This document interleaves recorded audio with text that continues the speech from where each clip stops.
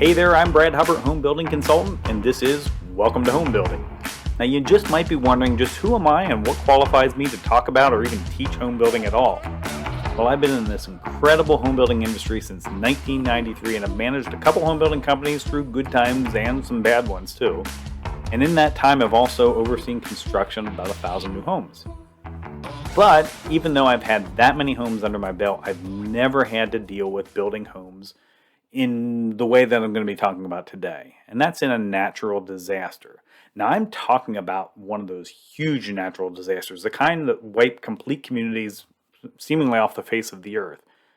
Fortunately, today's guest is someone who has been able to do that.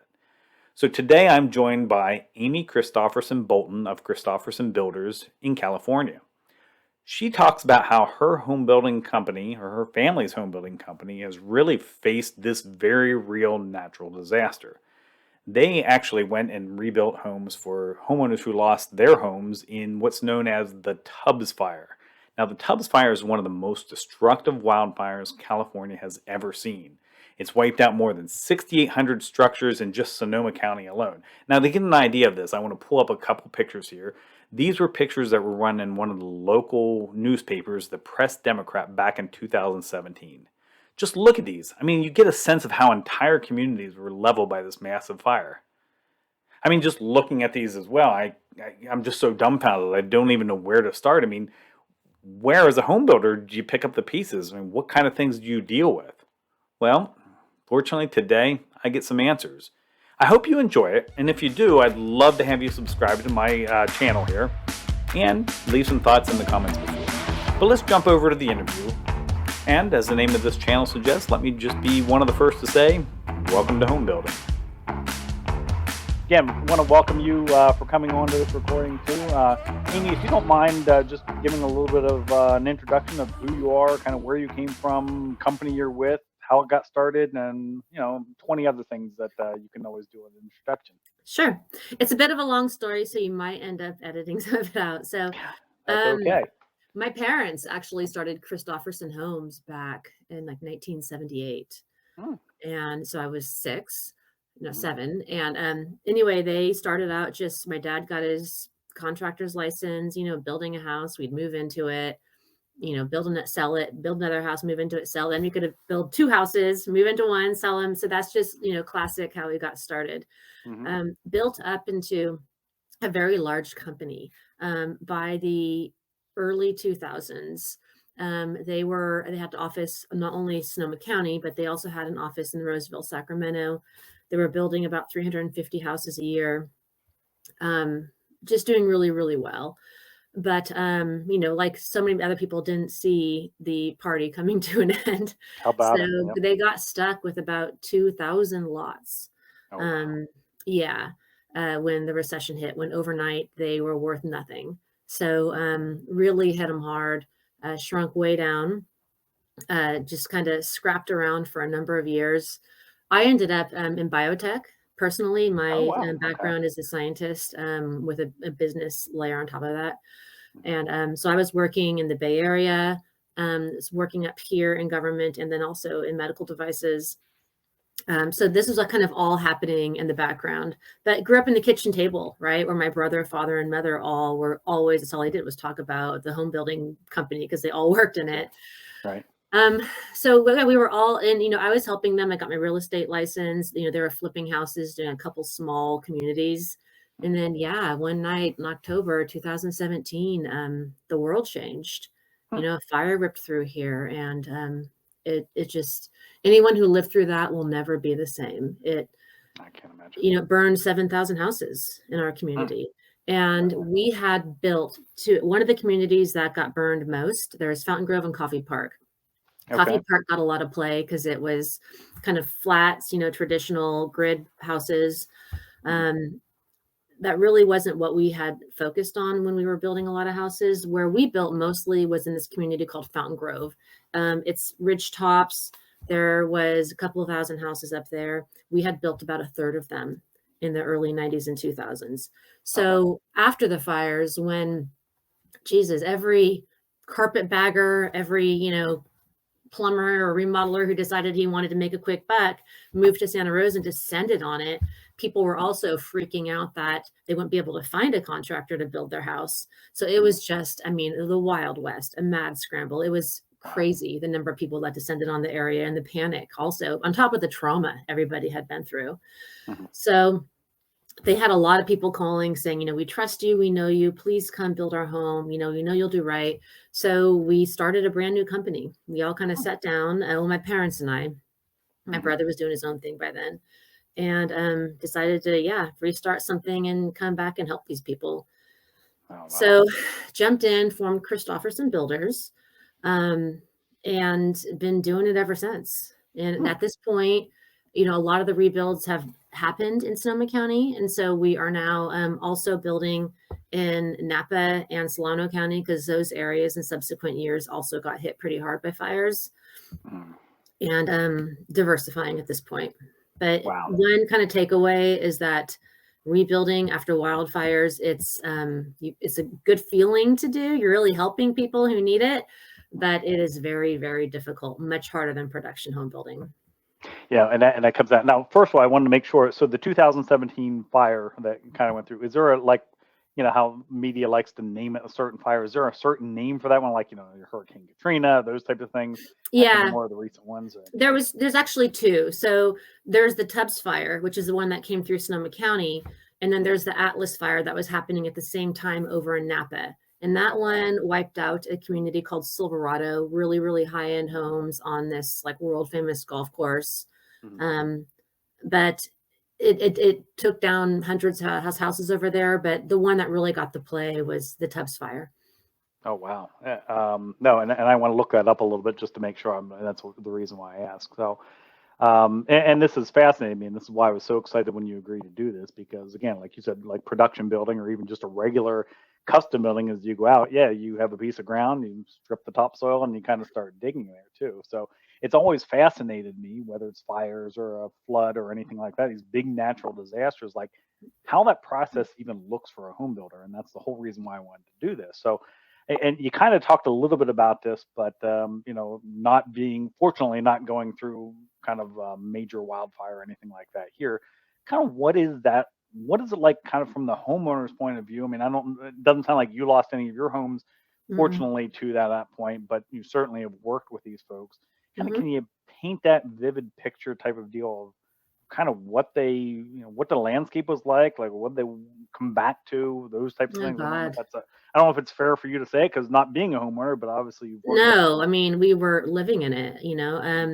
The fire came very close to our house. We were evacuated in San Francisco in a one-room hotel with my husband, 2 kids, and 2 dogs for 2 weeks. Wow. You know, no one knew it was going to happen. But no, when something like that happens, when a fire comes through like that, it is it looks like a war zone.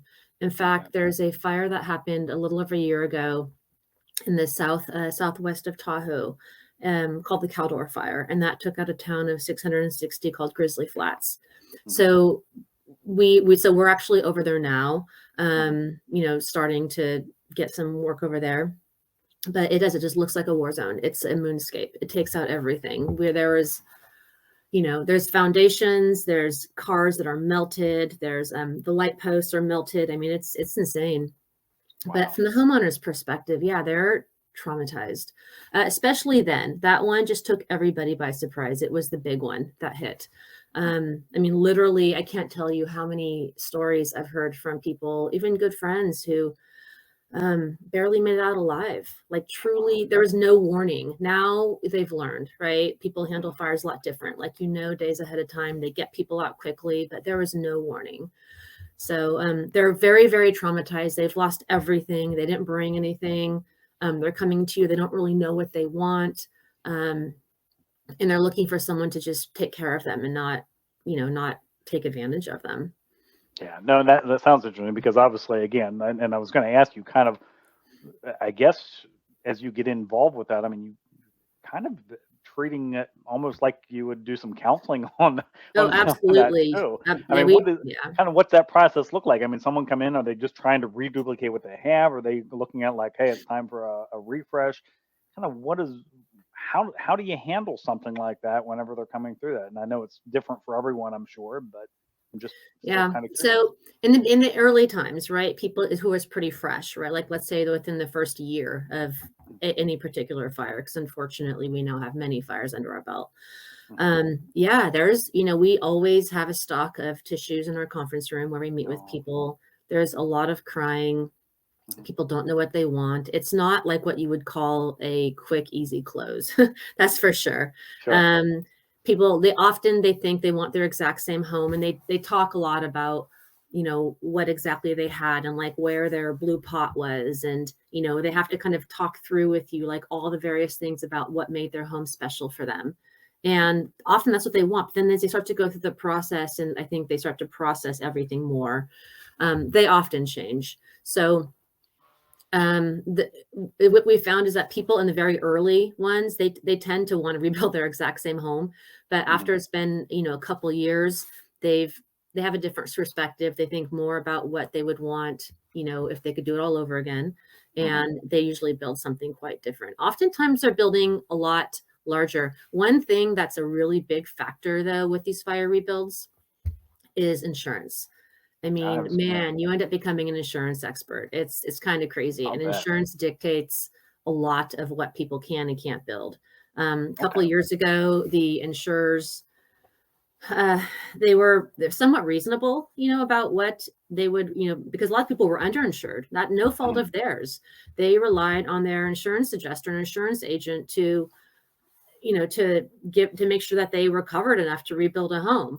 But, but they didn't. I mean, it's shocking how many people were severely underinsured because they relied on their insurance agent.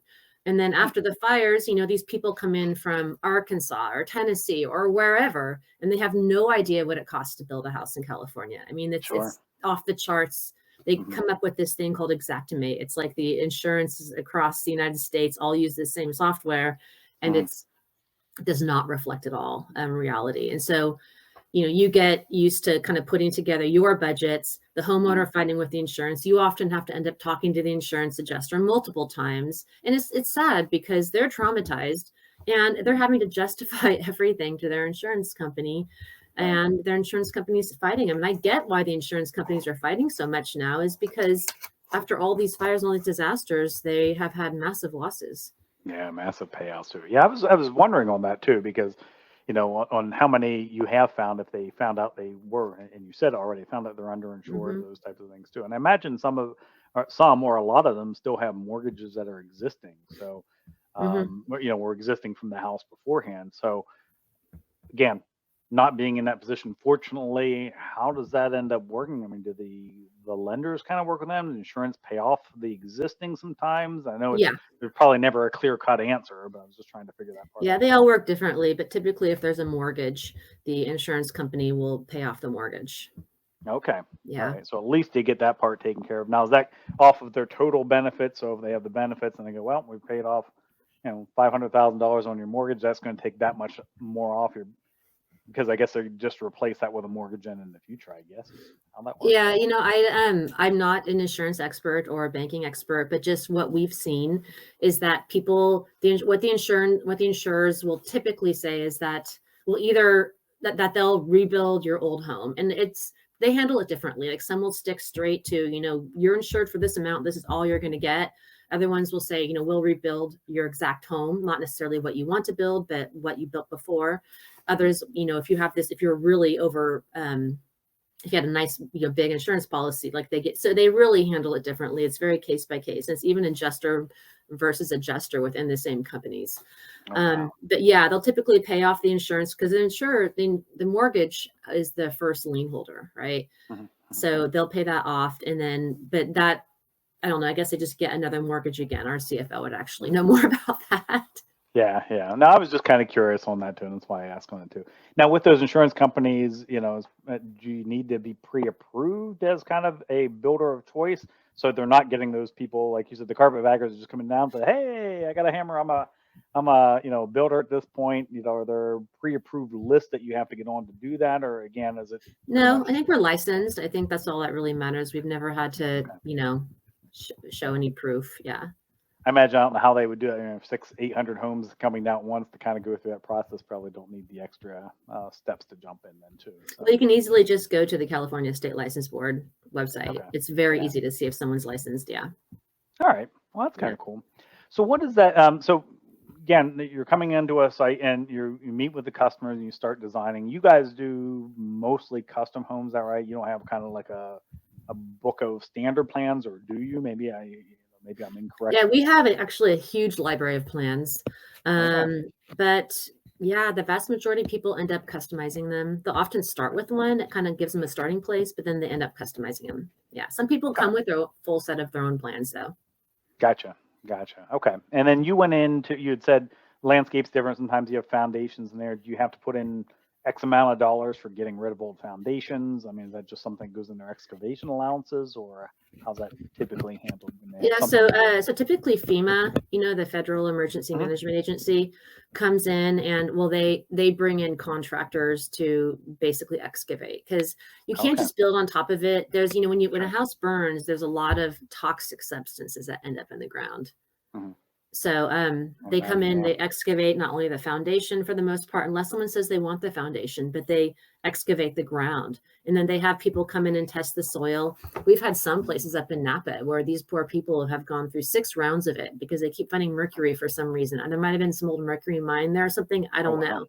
But, they have to make sure the soil's clean. So what you end up with is this huge pit that you have to then bring recompaction back in, make sure that it's stable enough to build a foundation on.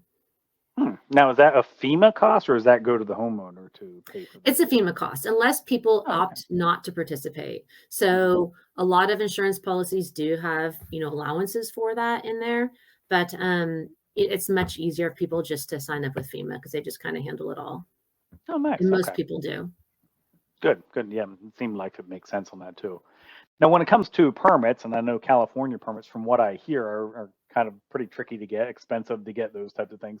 Here in Pennsylvania, where I'm at, there are some municipalities where we get permits where if someone has gone through the tragedy of a fire, they will kind of say, well, we'll basically issue a permit for no cost at this point, just because you've been through enough. Yeah. Anything like that out that way in situations like this, or I'm not going to pick on municipalities or governing officials there, not like are making a quick money grab or anything like that in the face of disaster. Just kind of curious. Yeah. No, they've actually been really good, because they are their constituents, right? And they recognize what they've been through. So, because the infrastructure is already there, right? You still have your plumbing, you have your sewer, your water, PG&E. They don't charge any new demand fees, which is great because that's significant. That could be tens of thousands of dollars. Wow. They give you expedited permit review, which again is significant because that's typically many months long process. That's what I heard. Yeah. And and they just make things a lot easier. Like they waive a lot of the little nitpicky things. They're trying to get people back in their homes, which is smart because if they don't, it could have devastating effects. I mean, empty out a community, right? Yeah, That would just imagine a city losing 10% of their population overnight. Right. So, also end up with more homeless on the street too. Like we definitely saw a rise in homeless after the fire. So yeah, the communities generally, everyone we've worked in, they really try to help by reducing fees. They still do charge you for their time in review, but they really do make it much easier. In fact, right now, we also work with people who are building on just, like custom homes just on plain raw land. And it's striking. It takes probably 4 times as much in terms of fees, at least twice as much in terms of consultant time and overhead to build on raw land. Oh man, well, it's good to hear. At least they do something in face of a tragic event as what this is too. So what is kind of the turnaround time from? And again, I know it's not typical because it depends on the customer, but average turnaround time from the time they lose their house to a fire till you can either begin building and or kind of continue. Well, it really depends, honestly. So let's say by the time someone shows up in our office, right, and lands on an architectural design, it's about 4 months. to get the architectural plans, fully developed, structurally engineered, get into the city or county, do the first review cycle, and then get back out for another review.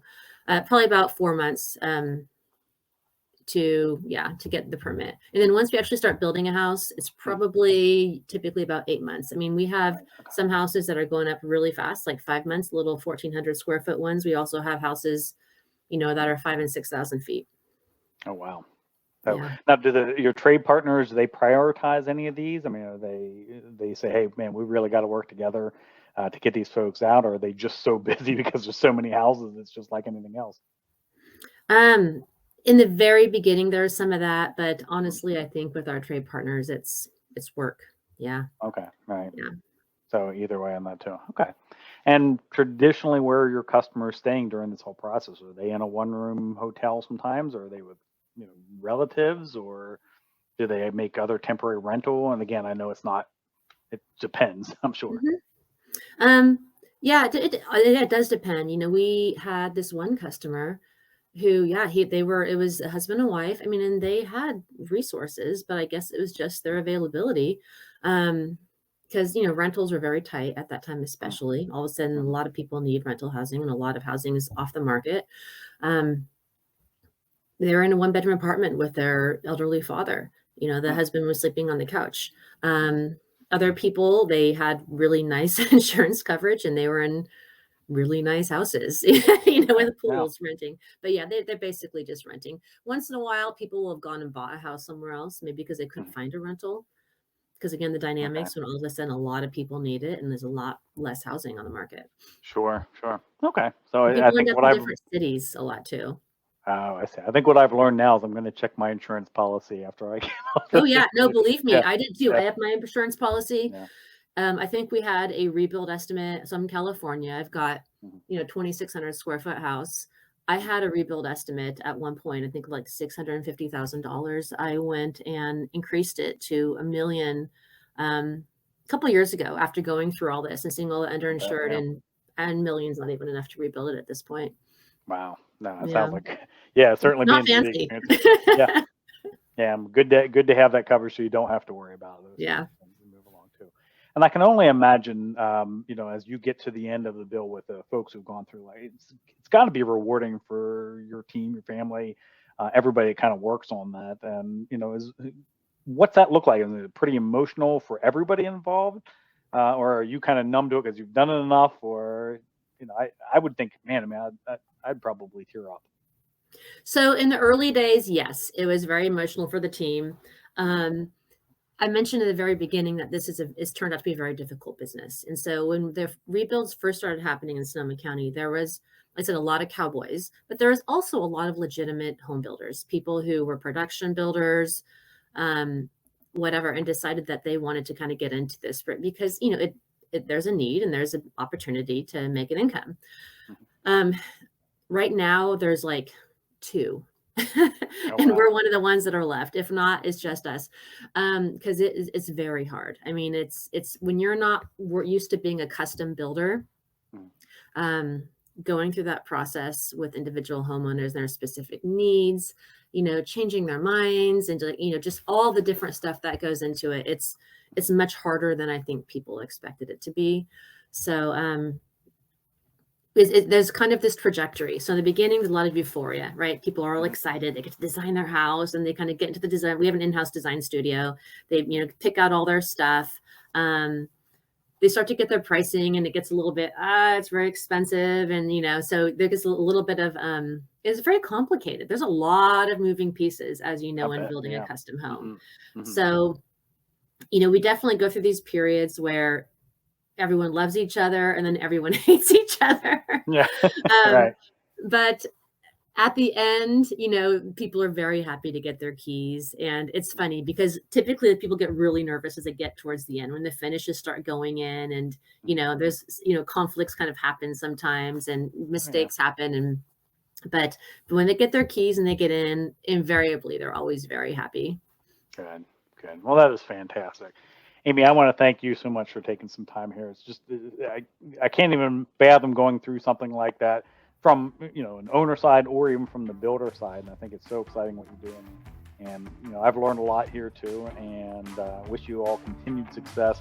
We have a lot of parallels, even kind of in our family businesses from my history. Same type of deal. My father, I was next generation down. Successful, was going really well in the early 2000s, and like you, got caught pretty quick, like a lot of us do. But now I get to do this kind of fun stuff, but thank you so much, and continued success to you, and hopefully it's success in regular building, and not that you have continued success in having to build people. Well, thank you very much for your time. Sure thing.